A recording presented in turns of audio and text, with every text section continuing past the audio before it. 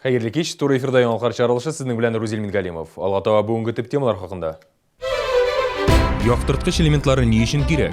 Мен ойлым нәрсе ул керек авария чтоб булмады һәм бер нәрсә дә булмады. Мәктәп оқучылары белән ЮХИДИ инспекторлары очрашты.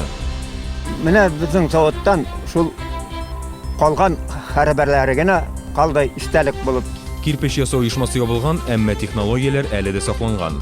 Шәһәрдәшебез хыялын янә гамәлгә ашыру белән янып йөри. Әлләнчәдә корылды травиттек, толкысы юк, барыр соңыннан килеп чыга инде. Кырмыскалар, тараканнар һәм кимерүчеләр, шәһәрдәшләрне чакырылмаган кунаклар проблемасы борчый. Зәйтүнә әбигә бер гасыр яшь, озак яшәү серләрен Илсия Вәлиуллина белеште. Менә шуңман безне ятып торалы бара. Ләкин берәүгә дә әйтмә кара. Туган телгә мәхәббәтне сәхнә аша тәрбиялиләр. Чаллыда сәхнә көзгесе дип исемләнгән 10-нчы төбәкара балалар милли театры фестивале узды. Ел башынан шәһәрдә 2 җәяүле вафат, 11 олы кешенең һәм 13 баланың сәламәтлегенә зыян килде. Чагыштыру өчен узган елның март башына җәяүләр арасында һәлак булучылар юк иде. Белгечләр аеруча балалар катнашында юл һәлакәтләре саны артты ди. Соңгы очрак атна башында теркәлде. Вакыйга Шамил Усманов урамы 6-нчы йорт һәм 11-нче мәктәп арасында була. Фаразлар буенча 45 яшьлек машина йөртүче дөрес тизлек сайламаган һәм шул сәбәпле 11 яшьлек кызны бәрдереп киткән. Укучы кыз бу вакытта икенче транспорттан чыккан була. Нәтиҗәдә баланың кабыргалары сынган, оча сөяге җәрәхәтләнгән, аны ашыгыч ярдәм күрсәтү хастаханәсенә озатканнар. Тикшерү барышында гаеп кем ягында булуы ачыкланачак. Һәм тема дәвамында балалар кичке вакытта урамда йөргәндә яктырткыч элементларны сирәк куллана. Шәһәрдә статистика шундый. ЮХИДИ инспекторлары юл аша чыкканда мондый элементлар яки фликерлар булган очракта машиналар җәяүләрне яхшырак күрә ди. Шуңа күрә торак пунктларда да яктырткыч элементлар кулланырга киңәш итә. Тиздән язгы каникуллар җитә. Ялларда балалар катнашында булган юл һәлакәтләре саны тагын да арта. Шул уңайдан инспекторлар мәктәп укучыларына яктырткыч элементларның ни өчен кирәк булуын аңлатты. Со школы. Со школы, а светоотражающих элементов нет, да, на одежде? А родители говорят, да, то, что знают то, что нужно светоотражающие элементы? Знаю, допустим, да. Желательно, да? Вы родителям передайте то, что купили светоотражающие элементы и, например, прицепили на руки там, на портфель, хорошо? Потому что вас могут водители не заметят. Вакыт кичке 5-кә якынлаша, урамда кояш батып килә, эңгер-меңгер. 38-нче мәхәлләдә укучылар мәктәптән кайта, әмма бер балада да яктырткыч элементлар юк. Это необходимо для того, чтобы пешеходы были своевременно замечены. Бу руль артында утыручы җәяүлене вакытында күреп өлгерсен өчен кирәк. ЮХИДИ инспекторлары яшьләр оешмалары белән берлектә уку елы башында башлангыч сыйныф укучыларына яктырткыч элементлар таратты. Фликерларны ЮХИДИ инспекторлары шәһәрнең күп мәктәпләрендә таратты, әмма балалар арасында бу яктырткычларның нәрсә икәнен бөтенләй белмәүчеләр дә бар. У меня нету их, я не знаю, что это такое. Это как бы на куртках такие. Все поняла. Не знаешь? Нет. Это штучки, которые отражаются от фар, цвета фар. Чтоб төнлә авария булмады. Мин уйлым нәрсә ул кирәк авария чтоб булмады һәм бер нәрсә дә булмады. Кирәк. Чөнки урамдагы утлар кирәгенчә яктыртмыйлар. Шуның өчен шоферларга, машина йөртүчеләргә бик авыр күреп өлгерергә. Шуның өчен әгәр дә ул киемдәге элементлар ялтырап китсә, машина йөртүчеләргә дә уңайлы була. И һәркемнең үзенең гомерен сакларга кирәк, сәламәтлек кирәк бөтенебезгә дә. Белгечләр яктырткыч элементлар булганда җәяүлене машина бәрдерү ихтималы 65%-ка кимрәк булуын ачыклаган. Машина йөртүче фликерларны уртача 100 метр ераклыктан ук күрә һәм транспортның тизлеген киметергә өлгерә ала. Кирәгендә ул бит күренә, шундай ниләр, полоскалар була. Ну, действительно, все помогает. Это если не помешает. Сейчас столько машин везде. Вот. Очень даже помогает, потому что без него там в темноте не увидишь. Иногда фонари поздно включает, и мы не замечаем людей вообще. Яктырткыч элементларына киемнең күренеп тора торган өлешенә беркетергә кирәк. Алар тукыма материаллар сатылышы кибетләр дә бар. 2015 елның июленнән торак пунктта читтә, мисал өчен трасса кырыеннан барганда, җәяүленең яктырткыч элементы булмаса, аңа 500 сум штраф каралган. Торак пунктларда исә фликерларны тагып йөрү мәҗбүри түгел. Әмма сакланганны Алла саклый диләр. ЮХИДИ инспекторлары балаларга һәм оларга да караңгы вакытта яктырткыч элементлар кулланырга киңәш итә. Гүзәл Шихапова, Дмитрий Рачеев, Алексей Иванов, Яңалыклар. 33 яшьлек шәһәрдәшебезне ЮХИДИ инспекторлары ялган машина йөртү таныклыгы белән тоткарлаган. 1 мартта Сөембикә проспектында инспекторлар ВАЗ машинасын туктатты. Ир-атны кагыйдә бузган өчен 2014 елда ел ярымга машина йөртү таныклыгыннан мәхрүм иткән булганнар. Әмма суд булгач та шәһәрдәшебез таныклыгын ЮХИДИ идарәсенә китереп бирмәгән. Закон буенча бу эшне суд узганнан соң 3 көн дәвамында башкарырга, документ югалган очракта исә Ичке эшләр идарәсенә гариза язырга кирәк. Әмма шәһәрдәшебез югалды дигән сылтау белән таныклыгын идарәгә тапшырмаган. Шуның өстенә машина йөртүдән дә баш тартмаган. 800 сумга ялган таныклык сатып алган. Это водительская, которого вы предъявляете, она откуда у вас? Интернет. По интернету заказали? Сколько стоит? 800. Данный водитель для проверки сотрудникам ГИБДД. Машина йөртүче инспекторларга ялган документ күрсәтте. Мәгълүмати база буенча тикшергәч, таныклыкның ялган булуы ачыкланды. Ялган таныклыкны инспекторлар алды. Машина йөртүче үзәк полиция бүлегенә озатылды. Машина махсус стоянкада.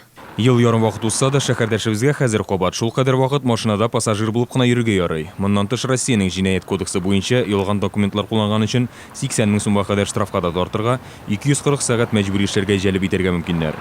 Закон буенча бу җинаять өчен 3 айдан 6 айга кадәр арест салды каралган. Мошенниклар Роспотребнадзор идарәсе исеменнән шалтырата башлаган. Әлегә Казанда шундый 3 очрак теркәлде. Мошенниклар шәхси медицина клиникаларын шалтыратып, республика хастаханәсенә 20 мең сумлык томограф алырга куша. Әгәр бу шарт үтәлмәсә, Роспотребнадзор инспекторлары тикшерү белән килә дип яныйлар. Күзәтчелек идарәсе белгечләре мондый шалтыратулар булмады ди. Шуңа күрә юридик затларны һәм оешмаларны игътибарлырак булырга чакыра. Эшмәкәрләр һәм оешмалар өчен консультация алу мөмкинлеге бар. Моның өчен экраннарда күрсәтелгән кайнар элемтә телефонына шалтыратырга кирәк. Киләчәкне күз алдына китерү өчен үткәнгә әйләнеп кайтырга кирәк. Шәһәрдәшебез Рифат Бадретдинов нәкъ әнә шулай эшләгән. Ул Советлар Союзы чорында кирпич ясау оешмасында хезмәт куя. Оешма ябыла, әмма Рифат ага үзе уйлап тапкан технологиясын кайчандыр булса гамәлгә ашыру хыялы белән янып йөри. Менә безнең заводтан шул калган хәрбәрләре генә калдай истәлек булып. Рифат Бадретдинов 90-нчы елларда кызыл кирпич җитештерелә торган вакытларны сагынып искә ала. Барысы да яхшы гына башланган иде ди ул. Рифат Бадретдинов оешмага уникаль технология тәкъдим итә. Булгатканда балчык барабанга ябышмый, ә кирпич шома һәм чыдам килеп чыга торган булган. Әмма 1998 елда җитештерү темплары кими башлый. Тора-бара оешма бөтенләй ябыла. Әмма әлеге җитештерүне яңадан торгызып була ди проект авторы. Янда, конечно, яхшы команда булса, финанс ягыннан яклау тапса, мөмкинлек бар. Шундый кирпич любой иске Совет заманындагы кирпич заводын реконструкция сарга мөмкинлек бар. Бу технология ярдәмендә кирпичнең бәясен 30%-ка кадәр киметеп була. Биредә киптерү камерасы белән каршы агым технологиясе кулланыла. Җитештерү өчен теләсә нинди балчык ярый. Элек производствода 7 кеше эшләгән. Энергия күп сарыф ителмәгән, сыйфаты да яхшы. Моны кирпичне төзелештә кулланучылар да раслый. Шул кирпичтән иң беренче мунча чыгардым. Аннан соң базга шушы кирпичне кулландым. Аннан соң гараж сала башладым. Гаражның оска өлешенә шушы кирпичне куйдым. Менә хәзер 20 елдан артык вакыт үтте. Бу кирпичләр гаражның кадәр әйбәт хәлендә саклана. Менә бу миштән калган кирпич. Миш эчендә эшләп булды, сүтүдән калган кирпич. Тагын шушындый хәлдә менә бер җирдән итмәгән, атылмаган. Ешнатта шуллар өлгерде. Энергообеспечение буенча балчык әзерләүдә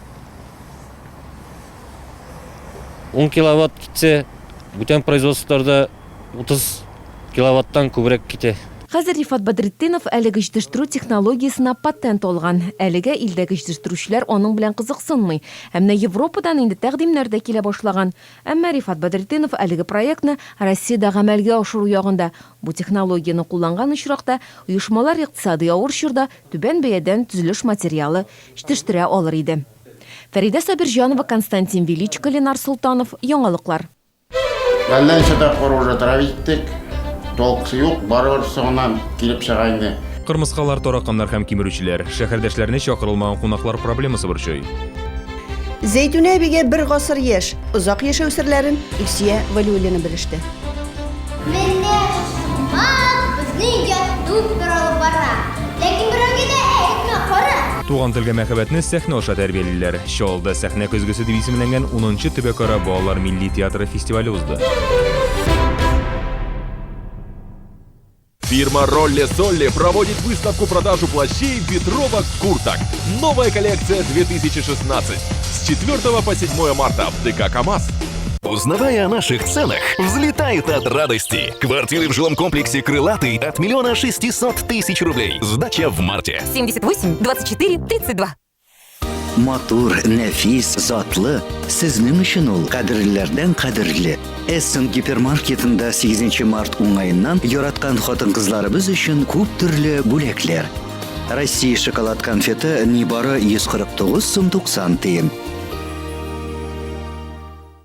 Мы в Литай дорожим каждым вашим радостным моментом. Поэтому Литай предоставляет всем подключившим телевидение, интернет, телефонию скидку на 3 года, чтобы радостные моменты длились как можно дольше. Подробности по телефону 843 72.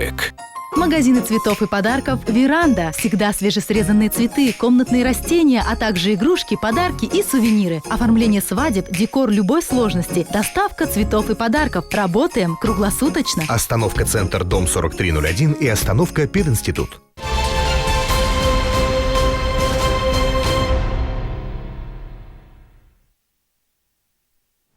Яңалыклар чаралышын дәвам итәбез. Сезнең белән туры эфирда Розил Мингалимов. Корткычлар фатирларыбызны баса. Шундый иштәлектәге хәбәрләр белән Койнар элемтәгә еш шалтыраталар. Бер ара фатирлардан югалып торган тараканнар янәдән барлыкка килгән. Кырмыскалар белән хәл тагын да катлылырак. Алар бигрәк тә яңа йортларда үрчи. Беренче караша кечкенә проблема булып тоелса да, шир таратучы корткычлар сәламәтлеге өчен җитди зыян китергә мөмкин. Алар белән ничек көрәшергә алдагы сюжетта. Здесь бывает, вылазит и на стол они лазят. Обычно ночью. Бу фатирны Әхмәт Габбасов 2 ел элек уллары өчен сатып алган булган. Барысы да яхшы барган. Тик күпмедер вакыттан соң чакырылмаган кунаклар, тараканнар барлыкка килгән. Махсус агулар, тузаклар кую булыша, әмма озакка түгел. Ират идарә итү компаниясына мөрәҗәгать иткән. Тик анда фатир эчендә мондый хезмәтләрне башкармыйбыз дип аңлатканнар. Безнең управляющая компания Сервис Плюс белән договор заключать итеп, обрабатывать итә подвалларны, чердакларны, и лишний клеткаларны, мусор камераларны. Ойга 2 тапкыр ясала. Әхмәт Габбасов әйтүенчә, барлык бөҗәкләр аскы катлардан менә. Хәтта бер күршесе үзендә дә тараканнар барлыгын, тик аларны агуларга акча юклыгын әйткән. Идарә итү компаниясында мондый фатирларны бөҗәкләрдән зарарсызландырабыз диләр. Тик фатирдан бөтен мебельләрне чыгарырга һәм тәүлек буе анда тормаска кирәк. Әллән шыда қоружа травиттік, толқысы yok, барыр соңынан келіп шығайны. Тараканнардан кала соңгы елларда бигрәк тә яңа йортларда җирән кырмыскалар күренә башлады. Бөҗәкләрнең уялары, тәрәзә йөзлекләрендә, җиһаз асларында һәм азык-төлек яннарында.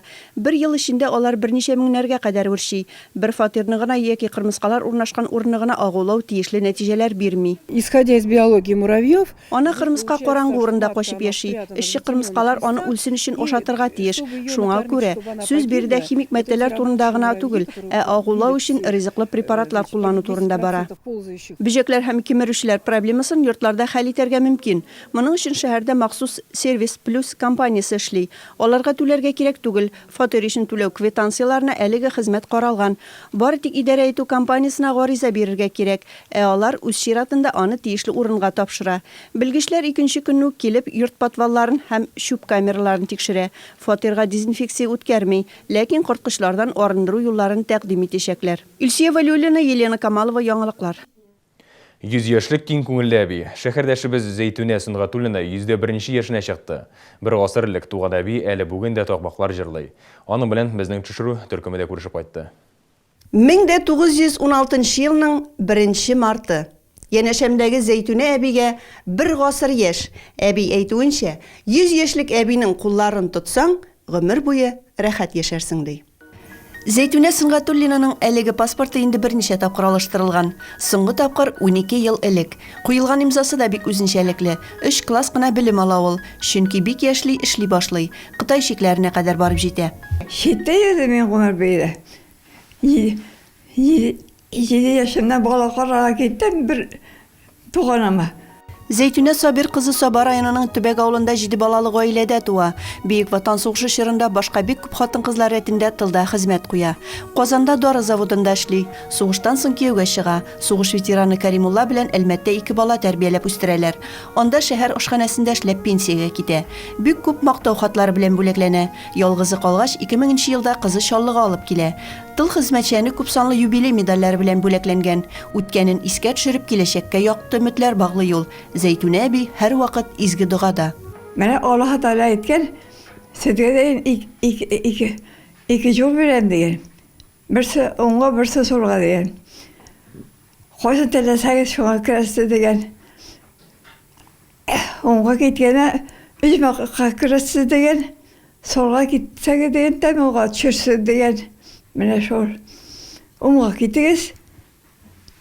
Солны ташлагыз. 100 яшәр әби гомере буе бәйләгән, шиккән, эшләрен базарда сата торган булган. Әлеге башмакларны 50 сумга сата идем. Бәйләргә бик тиз өйрәндем дип искә ала әби. Биюгә, җырга осталыгы бүген дә сизелеп тора. Безнең төшерү төркеменә дә русча, татарча такмаклар тизде. Кайдан килдегез? Сез безгә төшүенчә диңгеде. Кадерле кунак, сез безгә не хөрмәт итеп сезгә. Әле ул 90 яшендә дә тәрәзәләр юып йөрде. Эш сөючән булды бик. Аның 10 правнугы бар. Без аннан хәзердә үрнәк алып яшибез. Бүтән киңәшләре белән яшибез. Бик уңган, бик уста әниебез безнең.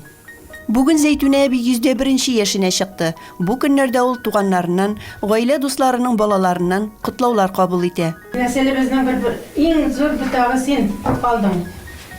Сиңа хәерле, бәрәкәтле гомер телибез апай. 100 яшәр Зәйтүнә Сыңгатуллинага алга табада сәламәтлек теләп саубуллаштык. Һәр гаиләдә шундый озын гомерле, яхшылыкка өндәп, туры юл күрсәтүчеләребез булсын иде. Саглай, саглай. Илсия Валиуллина, Ленар Султанов, Яңалыклар. Халыкара хатын-кызлар көне уңайыннан 25 шәһәрдәшебез республика президенты Рөстәм Миңнеханов белән очрашуга әзерләнә. Хатын-кызлар делегациясе 4 мартта Казанга юл тотачак. Алар арасында укытучылар, медицина өлкәсендә хезмәт итүчеләр, төзүчеләр һәм КАМАЗ эшчеләре дә бар. Очрашу шулай ел хатын-кызы 2016 конкурсы финалистлары да барачак. Хатын-кызларыбызны бәйрәм концерты һәм президент бүләкләре көтә. Республика президенты кулыннан алыначак бүләкләр күптән әзер мөгаен. 8 мартка гүзәл затларны нәрсә белән сөендерергә дип, күп чакта безгә ир-атларга, баш ватырга туры килә. Әле һаман да бер фикергә килә алмасагыз, киләсе сюжет сезнең өчен. Зима кибеті ябылу уңайынан зур ташламалар тәкъдим итә. Барлык туннарның бәясе 21900 сум, өс киемнәрнең сыйфаты югары. Модельләр зәвык белән киенергә яратучы һәркемнең күңеленә хуш килерлек. Даими сатып алучыларга һәм пенсионерларга өстәмә ташламалар. Һәр сатып алучыга бүләккә күн куртка яки пуховик. Зима кибеті турында күптән ишеткәнем бар иде. Инде менә хыялым чынга ашты. Биредә монда күп төрле ассортимент, һәм инде мин үземә матур дубленкада сайлап алдым. Зима кибетендә өс киемнәрнең 36-дан 72-гә кадәр барлык үлчәмнәре бар. Ир-атлар өчен дә арзан бәядән уңайлы киемнәр тәкъдим ителә. Большой выбор. Сайлап алу мөмкинлеге зур. Үземә куртка алдым. Зәвыклы өс киемнәре Палитра сәүдә үзәгендә урнашкан Зима кибетендә сатыла. Бары тик бер атна дәвамында гына барлык туннар 21900 сум тора. Сыйфатлы һәм арзан бәядән бүләк алырга ашыгыгыз. Туган телгә мәхәббәт сәхнә аша тәрбияләнә. Шәһәр балалар һәм яшьләр иҗат сараенда сәхнә көзгесе дип исемләнгән 10-нчы Төбәкара балалар милли театр фестивале узды. Анда республиканың 30-дан артык шәһәр һәм район мәктәпләре ярышты. Сәхнәдә Абдулла Алешның сыр тотмас үрдәк спектакле. Шәһәрнең 2-нче гимназия укучылары Төбәкара бәйгегә шушы әсәрне сайлаган. Сәхнә көзгесе милли театр фестивале Чаллыда 10-нчы елын уздырыла. 2 көн буе баручы быелгы чарада 30-дан артык шәһәр һәм район укучылары катнашкан. Бу чара төбәкләрдә укып белем алучы балаларның сәләтләрен ачыклау, безнең татар драматургларының әсәрләрен пропагандалау, танылган драматургларның әсәрләрен искә төшерү өчен бик яхшы чара булып тора. Төбәк бәйгесенә Ютазы районының Урыс су бистәсеннән дә килгәннәр.